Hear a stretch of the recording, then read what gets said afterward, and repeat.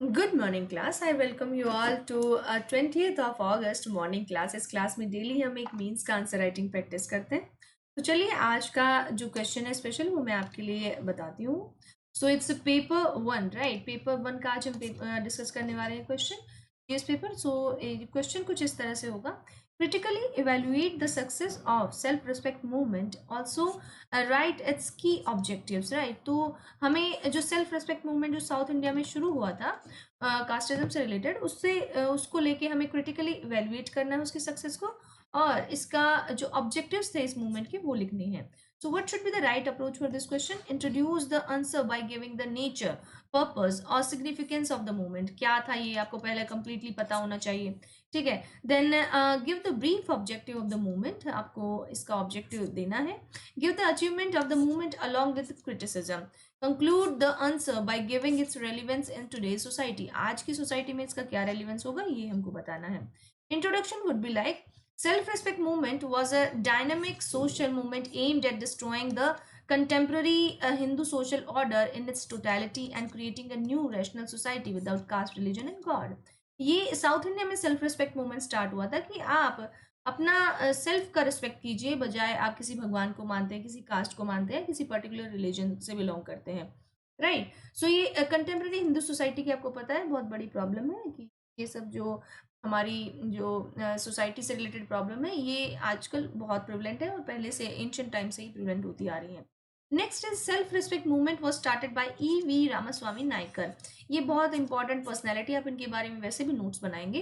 तो वी रामास्वामी नायकर ये तमिलनाडु से बिलोंग करते थे। तो 1925 में इन्होंने ये मूवमेंट स्टार्ट किया था। It was an egalitarian movement that propagated the ideologies of breaking down the brahminical hegemony, equal rights for the backward classes and women in the society and revitalization of the Dravidian languages, the Telugu, Tamil, Kannada and Malayalam.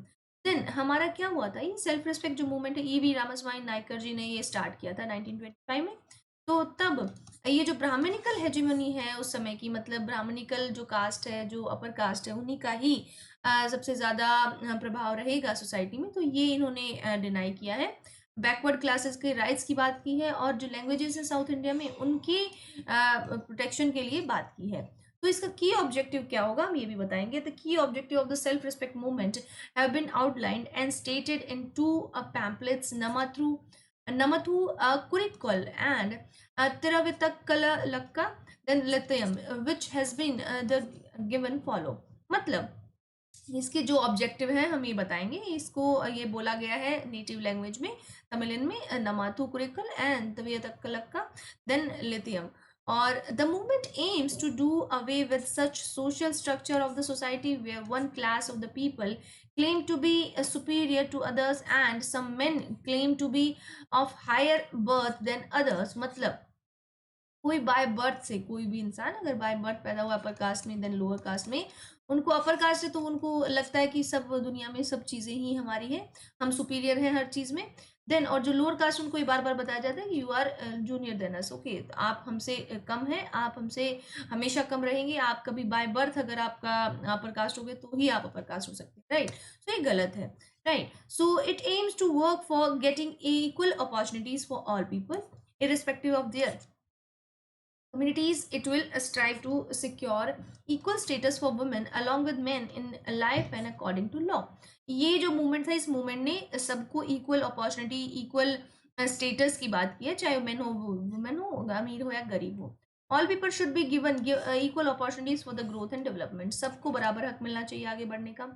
It aims to completely eradicate untouchability and to establish a united society based on brotherhood and sisterhood. इस पे based हमारी society होगी। Friendship and fellow feeling should be natural among all the people. एक दूसरे के लिए जो मतलब दया की भावना सब में होनी चाहिए जो आपस में। to establish and maintain homes for orphans and widows and to run educational institutions। मतलब जितने भी आप अगर कोई विडो हैं उनके लिए और अनाथ आश्रम, इन सब की आप बनाएंगे, इन सबको फॉर्मेशन करेंगे। to discourage people from building new temples, mosques and chloriates or Vedic schools, then People should drop the caste titles in their names. Common funds should be utilized for educational purposes and for creating employment opportunities for the unemployed. मतलब अगर कोई इंसान है जो उसको अपने जो किसी पर्टिकुलर कास्ट से बिलोंग करता है, अपने पर्टिकुलर सरनेम हटाने चाहिए, अपने कोई नए नए मंदिरों का निर्माण नहीं होना चाहिए, बिकॉज ये हमें कहाँ लेके जाता है, वापस हमें रिलीजन की तरफ लेके जाता है कि हम ज़्यादा रिलीजियस बने, हम ज़्यादा एक पर्टिकुलर एक रिलीजन की बात करें। तो ये इन चीज़ों का इन्होंने विरोध किया था। और अगर आप किसी पर्टिकुलर कम्युनिटी से बिलोंग करते हैं तो आपको दूसरी कम्युनिटी के लिए भी इक्वल उनके लिए फीलिंग्स रखनी चाहिए। The self respect movement played a significant role in the political, social and religious life of the people of South India. It brought the message of the Tamil nationalism to the masses.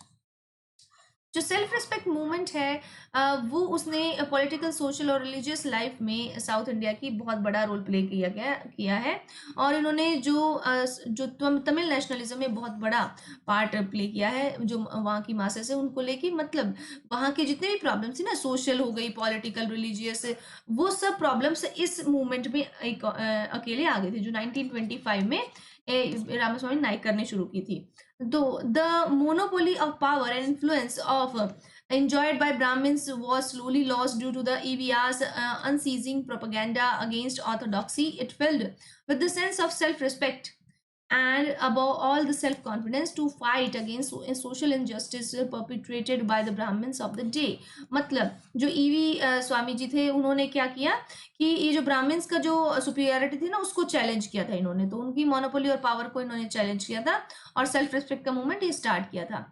So it led to the promotion of intercaste and interreligious marriage and legislation of marriages without Brahman priest. मतलब शादी भी करो तो अलग cast में और करो तो बिना पंडित के। ठीक है, तो ये हमारा इसका मेन फोकस था कि ये जो रिलीजियस जो है हेजीमनी है, जो रिलीजियस इनका मोनोपोली है अपर कास्ट का, वो हटाना इसका मेन पर्पस था। आज़ादी के बाद Tamil Nadu passed a law and became the first state to legalize Hindu marriage without Brahmin priest. इसी मूवमेंट का असर था कि आज़ादी के बाद पहला स्टेट बना तमिलनाडु जिसने बिना किसी पंडित के आप शादी कर सकते हैं लीगल कर दिया। द सिस्टम ऑफ, जबकि साउथ इंडिया में कहीं ज़्यादा प्रभाव है अपर कास्ट का। Harijan, the system of allotting separate places for Harijan members in the municipal councils was also discontinued. मतलब एक तो आप उनको अलग पहले ही बोल रहे हैं और फिर उनको बोल रहे हैं कि हम आपको अलग जगह दें, तो उनको अलग नहीं फील कराना, उनको इंक्लूसिव फील कराना है कि यू आर अमंग अस, हम में से ही हो आप कोई। तो ये गलत था, तो इसने ये भी डिसकंटिन्यू किया। Due to the relentless fight of supporters of the movement, the name boards of the hotels were change from Brahmin hotels to vegetarian hotels. देखो नाम भी जगह जगह की आप देखते हैं, आज भी ये बहुत काफी प्रिवलेंट है। आप देखिए, जाइए नॉर्थ इंडिया में, वेस्टर्न इंडिया में, ईस्टर्न इंडिया में, मतलब अगर कोई सुपीरियरली किसी अपर कास्ट से बिलोंग करता है तो उनकी व्हीकल्स पे ज़रूर लिखा होगा, उनकी पर्टिकुलरली घर पे ज़रूर लिखा होगा। तो ऐसे ये जो चीज़ें हैं ये अवॉइड करनी चाहिए, कास्टिज्म को ज़्यादा प्रोपगेट करती है, तो इन चीज़ों की हमेशा अगेंस्ट होना चाहिए। आप सब लोग को, पढ़े लिखे लोग हैं, इन सब चीज़ों को नहीं फॉलो करना चाहिए। People started taking pride in giving up their caste name. अगर कास्ट का नेम बताएंगे तो वही प्राइड फील करेंगे, पता नहीं कौन सा प्राइड, कौन सा महान काम किया इन्होंने। ठीक है, चलिए। So, however, the movement failed to liberate women as well as the lower caste and secured equal rights for them. हमारा जो women के लिए जो situation है, कहते हैं कि जो शूद्रास है और women's का situation एक ही होता है, तो आप उनको भी respect नहीं और women का तो वैसे physically भी weak समझते हैं। तो ऐसे ही दोनों को इक्वल राइट्स दिलाने के लिए मूवमेंट ने बहुत अच्छा काम किया। It fail to strengthen the economic condition of poor. ये पुअर की इकोनॉमिक कंडीशन जो अल्टीमेटली उसको हेल्प करेंगी, उस पर ध्यान देने में कहीं ना कहीं फेल हो गया।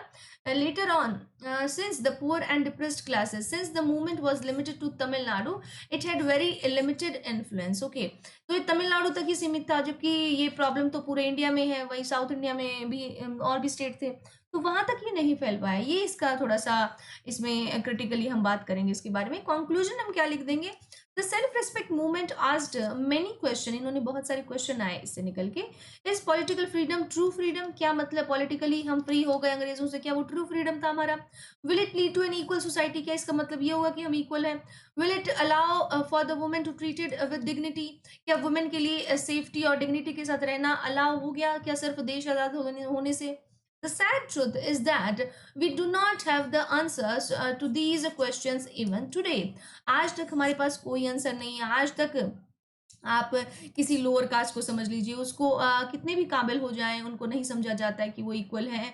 आप फिर भी lower, because you have taken birth in the lower caste ना, दैट्स व्हाई। और आप वुमेन को समझ लीजिए, वुमेन को ये समझा जाता है कि सपोज़ को किसी भी स्टेज पे हो तो आप हमेशा अवेलेबल हैं दूसरों के लिए, हमेशा आप काइंड ही रहेंगे, आपसे ये उम्मीद ही की जाती है, और हमेशा आप हम मेन का जो सेल्फ रिस्पेक्ट उसको ही आप सेटिस्फाई करेंगे। तो वुमेन का ये बारे में ये गलत थॉट्स हैं, कई बार ये भी हो जाता है सोसाइटी में, राइट? और वुमेन को लाइक कई बार ट्रीट किया जाता है कि ये स्पेशली फॉर वुमेन, मैं ये बोलना चाहूँगी कि यू आर ब्यूटीफुल, आप ये पहनिए, आप ये करिए, ये सब क्या है? ये बैकवर्ड ले जाने का ही एक तरीका है। मतलब आप उस चीज़ में ही उलझ के रह जाते हैं और आपके लाइफ का बेस्ट पार्ट निकल जाता है। आप दोस्ती कीजिए क्योंकि आप सुंदर हैं, आप अच्छे हैं, क्योंकि आप इंटेलिजेंट हैं तो आप दोस्ती कीजिए। नहीं, ये this is not the way ना। अगर आप ये अपना जो करियर परस्यू करना चाहते हैं तो उसमें आप फ़ोकस कीजिए। ये जो चीज़ें हैं आपका बॉडी पार्ट में ये चीज़ अच्छा लगता है, ये अच्छा लगता है, तो ये क्या है? ये बैकवर्ड ले जाने का वुमेन को एक तरीका है, बिकॉज़ एंशिएंट टाइम से यही होता आ रहा है। आपके सपोज़ क्यों जो आप सोच सकते हैं कि क्या रीज़न होगा कि पैरों में पायल पहनना है, घूंघट करना है, और आपका जो इस तरह के आप कपड़े पहनिए, आप पे सूट करते हैं। Who are you to tell me? Okay, आप कौन हैं? आप ये देखिए, जो पायल पहनने का जो इसके पीछे लॉजिक है मैं बताती हूँ आपको, कि जहाँ भी जो वुमेन है वो उस मेन के ऑफ कोर्स उसकी इन्फ्लुएंस में रहेगी। अगर सपोज़ इस हस्बैंड है उनके, और उनके फैमिली में कोई फादर हैं, ब्रदर हैं, उनकी इन्फ्लुएंस में रहेगी, तो उनको पता रहेगा कि अगर जहाँ पे पायल की आवाज़ आएगी तो उनको पता लग जाएगा, ये अब यहाँ है, ये अब यहाँ है। तो एक तरह का वो भी आपके लिए कहीं न कहीं वो एक ये बोलेंगे कि आपको पीछे ले जाने के लिए ही एक तरीका है, कि वो आपको बाँधने का ही एक तरीका है, नॉट लाइक कि आप ये बोला जाए कि पायल आप पे सुंदर लगती। तो उसका जो सोसाइटल जो मीनिंग है उसका, उस चीज़ का, वो मैं आपको बता रही हूँ। ये मीनिंग होते हैं इन सब चीज़ों के। आपके ये आपके suppose hair, you are looking so beautiful, तो आप अपने बाल लंबे कीजिए, छोटे कीजिए, इनको तो अच्छे लगेंगे। तो कहने का मतलब ये सिर्फ़ सब चीज़ों में लग के वुमेन को पीछे ही किया जाता है, ये आगे बढ़ने के तरीके नहीं है। तो लड़कियों इन सब सबसे निकलो आप, ठीक है? सो देखिए, the sad truth is that we do not have answers of these question even today. क्यों नहीं भी आंसर है हमारे पास, क्यों नहीं है? हम बिल्कुल आंसर निकालेंगे इनका।